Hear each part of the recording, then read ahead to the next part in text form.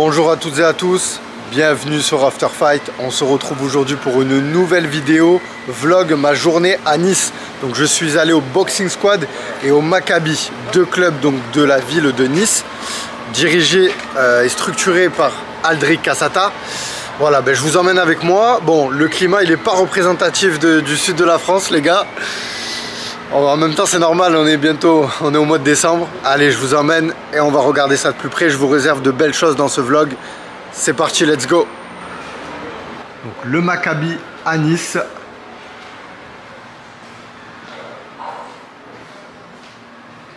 On va visiter la structure.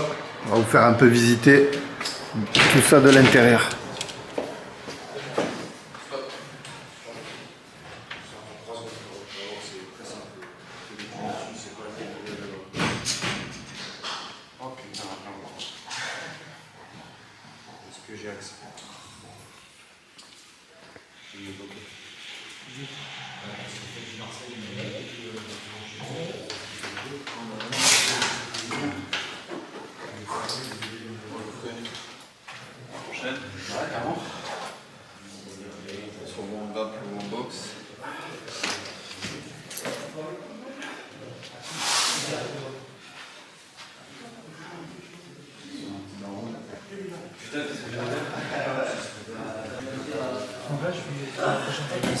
Donc Maccabi Nice, c'est ça? Maccabi Nice, ouais. Ça fait combien de temps que ça existe le club? Tu sais à peu près ou pas? Ça a ouvert quoi, 2018 hein?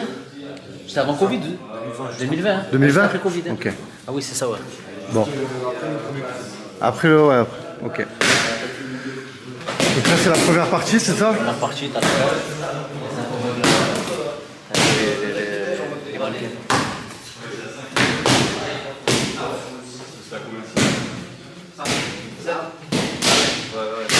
En fait, ils nous ont fait Il y a des matos de crossfit ici. parce que le STL, comment on dégradé. C'est piste d'athlète, tu peux faire cher. Ouais, je laisse tout seul. la giga avec.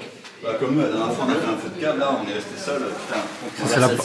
C'est la partie en travaux, ouais, c'est ça? C'est en travaux pour le moment, ouais. Gros projet, ouais. Projet prépa physique, crossfit, le coaching perso avec des chambres sur le côté pour les guests. Incroyable. Pas mal, hein? Ouais, Une terrible. petite cuisine aussi. On va avoir et tout pour les pros. Et après, Donc la superficie, franchement, c'est immense. Hein. C'est bien éclairé. C'est 8 bouteilles. Ouais, mais c'est ça, c'est pas normal. Et donc, on monte à l'étage. Bonjour. Toi, ça fait combien de temps que tu t'entraînes ici, Elias? moi, je suis arrivé à Nice en 2019. Ouais. En 2019, au début, Maccabi, on venait, il n'y avait même pas encore les protections murales sur les murs. On tournait un peu, etc. et tout, parce que c'était avec Aldric et Samuel, le patron d'ici. On venait l'été, on faisait les sparring l'été ici, l'après-midi. Vas-y. Et voilà, et depuis voilà. La Boxing Squad et Maccabi, c'est comme un seul et unique club. Là, t'as le vestiaire filles.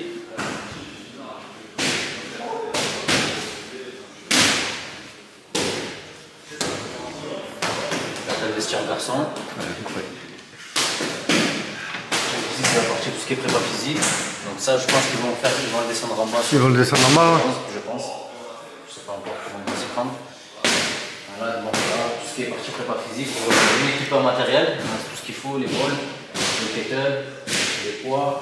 Ah, en fait, ce qui est bien, c'est que tu peux t'entraîner en bas en MMA et tu fais ta prépa physique en même temps, Ce qu'on va faire quoi. aussi à côté, c'est qu'on va mettre aussi, parce qu'il a reçu du matériel rock et tout à côté, tu pourras faire tout directement là-bas dans la deuxième salle. Tu sais, au moins, tu n'as pas à venir faire là et après descendre. Tu peux. Tu sais, si tu as un circuit avec du sac, des sprawls sur le tatami, Ouais. et du développé couché en plein milieu, tu pourras le faire dans la salle à côté là-bas. C'est ce qui est prévu de faire. Mais voilà, après, ici, on est bien équipé sur le matériel. Là, je vois les assaut bikes, les tapis. C'est vrai que les runners, t'as le skier, c'est une machine de la mort, t'as deux rameurs, t'as deux bancs, là-bas pour les longueurs, je les appelle. Franchement, c'est incroyable le matériel qu'il y a et la superficie aussi, quoi. Bien, voilà, on a des directs en bas. Ça c'est pratique pour s'envoyer le matériel. Tu prends la balle. D'accord, ah ouais, ok. Non, franchement, la structure. D'accord, la structure elle est incroyable. Ouais, franchement, c'est top. Avec le petit clin d'œil au Brave 48. Ah oui. Ah, ça remonte ça, non? Night. Ouais, c'était mon premier combo break. Super. Même dedans, Robert, dans le bureau, bon, viens me voir. Allez, avec grand plaisir. T'as la ceinture, je crois, de Thomas. Allez. Iris. Du coup, en fait, les adhérents du Boxing Squad, vous jonglez entre les deux? C'est pas on jongle. Ouais. C'est pour moi, en tout cas, c'est un seul et unique club. Tu Ouais, vois. voilà. C'est juste que, on va dire, les entraînements le matin pro, qui sont localisés à Alice Ouest, moi, ça m'arrange, c'est un peu plus proche pour moi. Ouais, en fonction de la géolocalisation, tout Ouais, ça. arrange et tout, et on a la grande cage et tout, etc. Après, ici, moi, je donne les cours, comme tu as pu voir. Ouais. T'as Miguel aussi qui donne des cours, Virgile, tout le monde donne des cours ici. Et les entraînements, on va dire, un peu plus spécifiques, on peut les faire ici aussi, tu vois. D'accord, ok. Un peu plus libre. Ouais, ouais, ok, je comprends. Ouais, c'est le bureau, il n'y a rien de fou, mais voilà, là, tu as les affiches de Manon combattu. Et donc là, c'est le petit coin avec les ceintures. Ça, c'est les gants, je crois, de Sofiane Boukichou, du Warrior. Ça, c'est à Thomas Muris. Ça, c'est quoi? AOF. Je sais pas si c'est AOF. Ah, c'est les trophées. Ça, c'est les trucs de Kalim, ça. Ça, c'est Kalim, ça, du Jiu-Jitsu. Kalim ou Thomas était où, je sais pas, avec les trucs du Naga.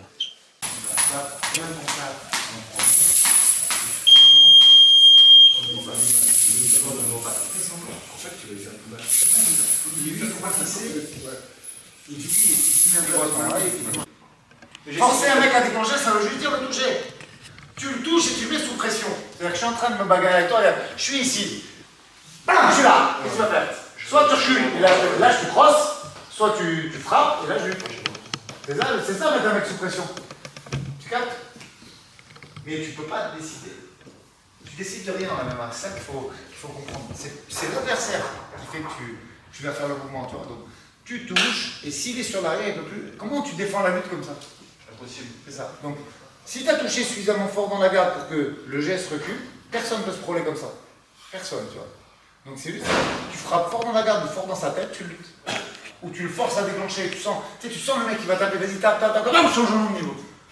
C'est ça que tu dois faire. Tu peux pas décider toi quand tu vas lutter, c'est pas vrai. J'ai absorbé tout à l'heure. Ah oui, mais c'est normal. Et masque ton overhand. Quand tu sors le overhand tout seul, c'est un peu. Pas que toi. En règle générale, c'est un peu bizarre. Masque-le avec une attaque en bas. Comment ça va te cacher un Mais peu? pour que tu puisses bien lutter, il faut que tu acceptes d'arriver dans une zone qui est encore un petit peu anxiogène pour toi. Ouais. Voilà, La zone, quand je sais que tu écoutes les interviews, t'entends Manon quand elle parle des rounds de. Exactement. Quand Manon elle dit, je vais faire des rounds. les pieds chez toi et que vous preniez. Manon, je vais faire des rounds de 35-40 minutes. Michel, il les a vus ces rounds-là. 35-40 minutes, là, là. Et on a interdiction de sortir d'ici. Et on s'est marré là. Et en fait, cette zone-là, il faut que tu sois confort avec. Parce que c'est là que ça va lutter. Donc tu arrives à rentrer, tes yeux ils se ferment plus, mais c'est pas ta faute, c'est humain. On fait ça, les yeux ils se ferment. Arrivé à un moment, quand tu prends des coups dans la gueule, ben, les yeux ils restent ouverts ici. Et tu dois être capable de lutter à une distance proche. Et ça, c'est une distance où tu n'as pas envie d'être pour le moment. Mais c'est normal. Qui a envie d'être prêt? On a toujours envie de toucher loin, de ne pas se faire toucher, de lutter. Non, tu dois te rapprocher pour lutter. Parce qu'un vrai lutteur, il ne tombera pas sinon. Tu dois te rapprocher sans prendre de risque, tu vois. Il faut se rapprocher avec les mains levées, tu vois. Il faut que ton jab il te permettre, tu vois. Là, c'est encore un peu ça. C'est, bon, je rentre, j'ai mis ma distance. Bon, je rentre, j'ai mis ma distance. Et là, je peux lutter tranquillement. En fait, quand je le mets normal, là, comme tu viens de le faire, il recule. Je suis même. Sois patient. Non, c'est pas parce que si tu fais ça, c'est pas bien pour lutter derrière. Tu es là et ça va peut-être pas marcher au début. Mais arrivé à un moment, sur 2-3 minutes, il va avoir envie de te toucher, il en a marre de subir. Et il va faire la couille. Tu captes ce que je veux dire?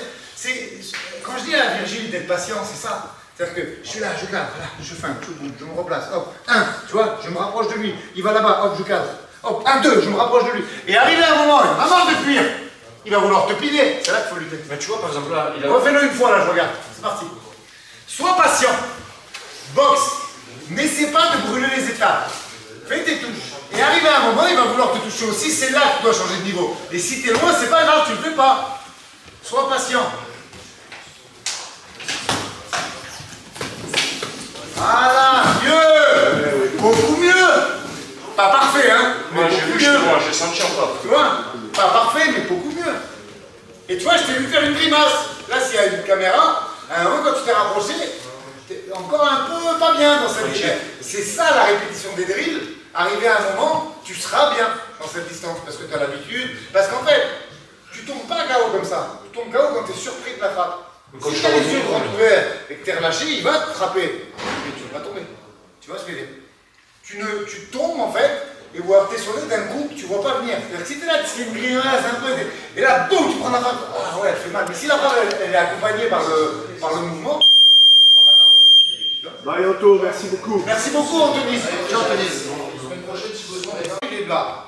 Si ton protège-dents il est fermé, tu peux prendre ce que tu veux dans la tête, tu vas pas tomber. Il faut juste que tu sois les yeux ouverts et relâchés. Le seul truc tendu, c'est quoi, Kalim? La sangle abdominale. Tout le corps il est relâché, je me déplace et tout. Mon dos il est souple, mais par contre ma sangle abdominale elle est bétonnée. Parce que s'il frappe à ce moment-là, tu as besoin d'avoir de tes abdos quand même pour pas tomber, tu vois. C'est tout. C'est pour ça que tu vois des fois des boxeurs, ils font des setups dans le vide. Tu as vu des fois des boxeurs, ils sont là de loin, ils font ça. Parce que si je peux bouger mon dos, ça veut dire que je suis relâché. Si mes dorsaux ils sont contractés, je peux pas bouger mon dos, tu vois. Des fois les mecs font des setups, juste ils roulent un peu les épaules parce que tu peux pas le faire si t'es pas relâché, tu vois. Et tu dois être relâché, le seul truc de contracté c'est tes abdos. Une dernière fois, vas-y, je regarde. Voilà, relâche-toi, fais partir ton jab. Et n'oublie pas, le pied droit il doit suivre. C'est un peu loin, mais c'est pas grave, ça met du mouvement et de l'incertitude. Ne fais pas ton takedown de suite. Mais des infos au niveau du corps, comme tu disais tout à l'heure. Pars pas que pour lutter.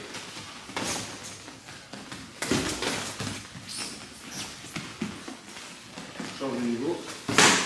Ouais, pourquoi pas. C'est bien qu'elle prend ton temps. Ne te dis, peut-être que je vais arrêter la séquence, tu n'auras pas le temps de lutter encore. Tu auras le temps. C'est pas mal. C'est pas longtemps, on est seul avec Thomas. Mais les gars, je prends la moitié de... Regarde, je vais te dire un truc. On parle pas de moi qui est 40 balais. Je vais même te dire mieux. La moitié d'entre vous, vous faites fumer par Michel sur un tapis de course. Du vélo. Non, il ne fait pas du vélo. La moitié d'entre vous, peut-être même les 3 quarts, hormis Manon, Dimitri, peut-être Axel et Virgile, vous faites tous fumer par Michel sur un tapis. Michel, tu cours combien? Ça dépend. 5 km en combien de temps? Moi je suis plutôt dans la longue distance. Tu as un marathon, je fais du 3h20. Ah ouais. Oui, je vais appeler Jean-Yves. 1 et t'en fais 3, tu vois, bon, je vais te taper. Ok. Viens. Gauche. Gauche. Gauche. Entier. Reviens ton pied après, relâche tes appuis. Allez. Ça tes couilles. Encore. Encore. Gauche, droite, crochet, gauche. Et encore sur celle-là, là, gauche.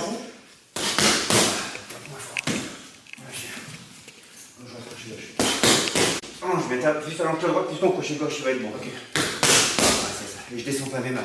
Je dois toujours les voir au niveau de mon visage, au niveau de mes yeux. Mets tes mains. Elles doivent déranger ta vision. Okay. Ta vision à toi, pas la mienne. Tu vois? Voilà, là, c'est chiant pour moi. Ok. Encore. Droite 2 fois. Attention, moi, et avant que tu tournes ton pied à chaque fois. C'est ça. Encore. Et tire à chaque fois. Plus vite, pas fort. Papa!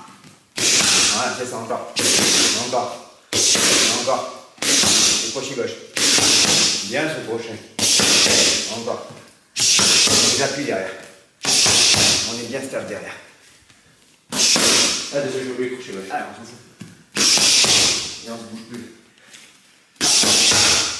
Encore. Relâche.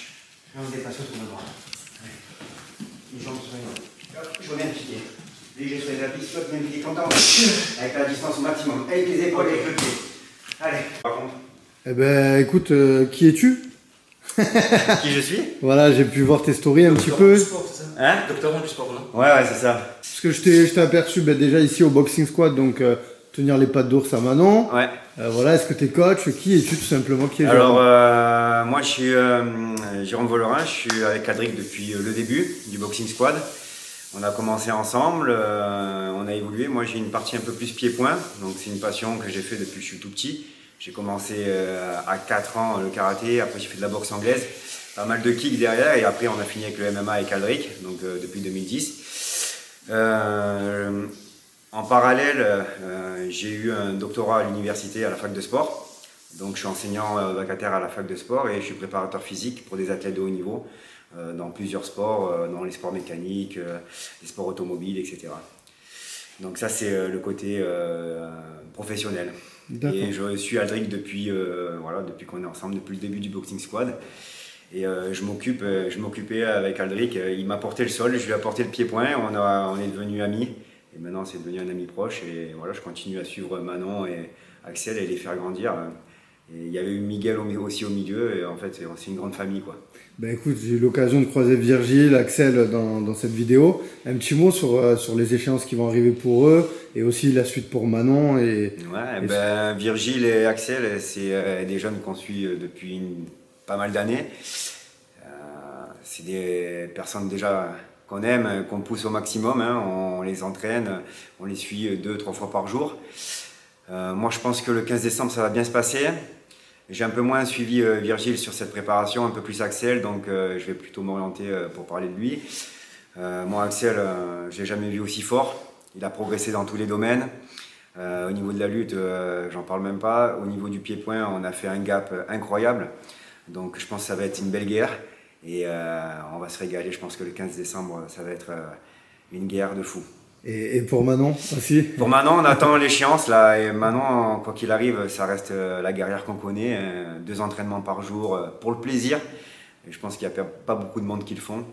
Et c'est quelqu'un qui progresse tous les jours. On lui dit une consigne, elle la comprend, elle exécute. Il y a peu de personnes comme ça. Et après 20 ans d'expérience, je pense que même étant une fille, c'est la seule que j'ai eue avec un mental aussi fort. Incroyable.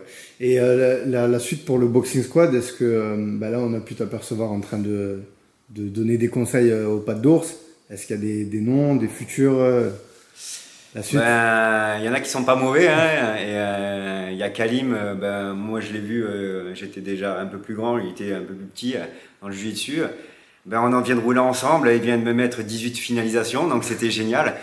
Alors je me suis éclaté et voilà, après malheureusement on a tous ces vies professionnelles. Si je faisais ça tous les jours, j'aimerais bien le suivre parce que je pense qu'il a un beau potentiel. Je pense qu'il y a quelque chose à faire avec lui, sinon je perds pas de temps avec les gens. Et ouais, je pense qu'il y a pas mal de futur pour le Boxing Squad et voilà, aujourd'hui, depuis 2010 on est là, on a toujours été là et on restera toujours là quoi. Super, je te remercie Jérôme. Merci à toi.